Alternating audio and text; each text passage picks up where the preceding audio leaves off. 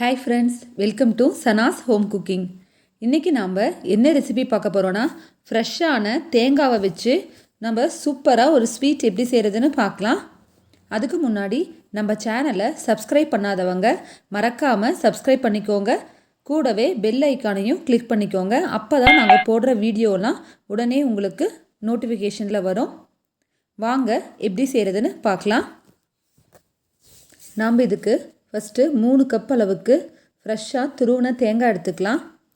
தேங்காய் நல்லா மேலே இருக்க ஒயிட் பார்ட்டை மட்டும் திருவுங்க. ரொம்ப கீழே வரைக்கும் திருவினிங்கன்னா உங்களுக்கு அந்த ப்ரௌன் கலர் வந்துடும். அப்போ பர்ஃபி கலர் நல்லா இருக்காது. அதனால் ஒயிட்டாக இருக்கிற அளவுக்கு மட்டும் திருவுங்க. இப்போ இதை நம்ம ஒரு மிக்ஸி ஜாரில் சேர்த்து நம்ம நைஸாக அரைச்சி எடுத்துக்கலாம். தண்ணி எதுவுமே ஊற்றாமல் நீங்கள் வெறுமனே அரைச்சி எடுத்துக்கோங்க.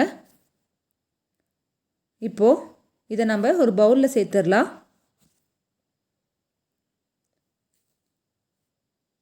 சேர்த்துட்டு இதை நல்லா ஒரு டைமு கட்டி இல்லாமல் கலந்து விட்டுருங்க. இப்போது இதில் நான் 2 கப் அளவுக்கு சர்க்கரை சேர்க்குறேன். அதாவது 3 கப் அளவு தேங்காவுக்கு 2 கப் அளவு சர்க்கரை சேர்த்துட்டு இதையும் நீங்கள் நல்லா கலந்து விட்டுருங்க. நம்ம நல்லா மிக்ஸ் பண்ணும்போதே சர்க்கரை தண்ணி விட ஆரம்பிச்சிரும். நல்லா தேங்காவையும் சர்க்கரையும் சேர்த்து நல்லா மிக்ஸ் பண்ணுங்கள். இப்போது இதில் நம்ம 1 கப் அளவுக்கு பால் சேர்த்துக்கலாம்.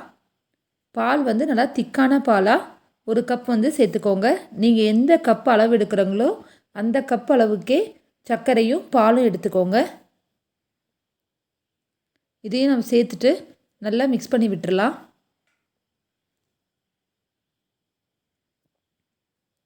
விட்டுட்டு இதை ஒரு 10 நிமிஷத்துக்கு மூடி வச்சுருங்க.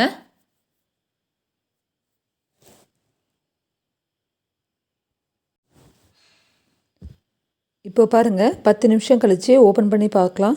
பாருங்கள், நல்லா தண்ணி விட்டுருக்கு. இப்போ நம்ம இதை தனியாக எடுத்து வச்சுக்கலாம். இப்போது ஸ்டவ் ஆன் பண்ணிவிட்டு இதில் நான் இன்றைக்கி 3 டேபிள் ஸ்பூன் அளவுக்கு கடலை மாவு சேர்த்துருக்கேன். இது கூட எண்ணெயோ நெய்யோ எதுவும் சேர்க்க வேண்டாம். வெறும் பேன்லேயே இதை ட்ரை ரோஸ்ட் பண்ணி எடுங்க. நல்லா பச்சை வாசம் போகிற அளவுக்கு வறுத்து எடுத்துக்கலாம். இதையும் தனியாக எடுத்து வச்சுக்கோங்க. இப்போது நம்ம ஏற்கனவே கலந்து வச்சுருக்க தேங்காய் சர்க்கரை மிக்ஸை இதில் சேர்த்துடலாம்.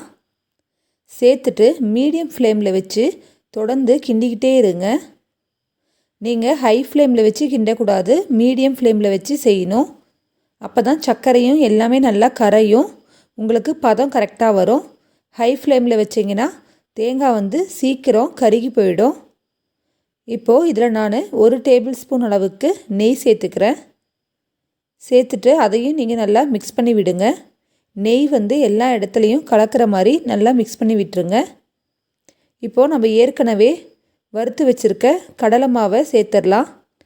சேர்த்துட்டு இதையும் மீடியம் ஃப்ளேமில் வச்சு நல்லா கட்டி இல்லாமல் எல்லா இடத்துலையும் படுற மாதிரி மிக்ஸ் பண்ணிக்கோங்க. இப்போ பாருங்கள், பர்ஃபியோட கலரே கொஞ்சம் சேஞ்ச் ஆகிருக்கும். நல்லா எல்லோவிஷாக இருக்கும். இப்போது இதில் நம்ம 1 டீஸ்பூன் அளவுக்கு ஏலக்காய் தூள் சேர்த்துக்கலாம்.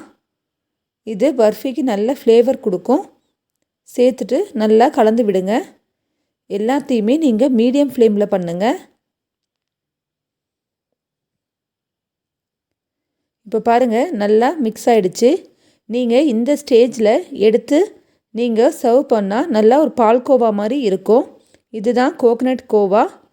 நீங்கள் பர்ஃபி மாதிரி வேணும்னா ஒரு பேனில் இந்த மாதிரி நெய் தடவிக்கோங்க. நெய் தடவிட்டு நாம் கிளறி வச்சுருக்கிறத இன்னும் 2 நிமிஷம் கிளறி இந்த மாதிரி நெய் தடவினா பேனில் சேர்த்துருங்க. சேர்த்துட்டு நல்லா ஆற விட்டு நீங்கள் பீஸ் போட்டுக்கோங்க. அவ்வளோதான், சூப்பரான பர்ஃபி ரெடி ஆகிடுச்சு. நீங்களும் ட்ரை பண்ணி பாருங்கள். தேங்க்யூ.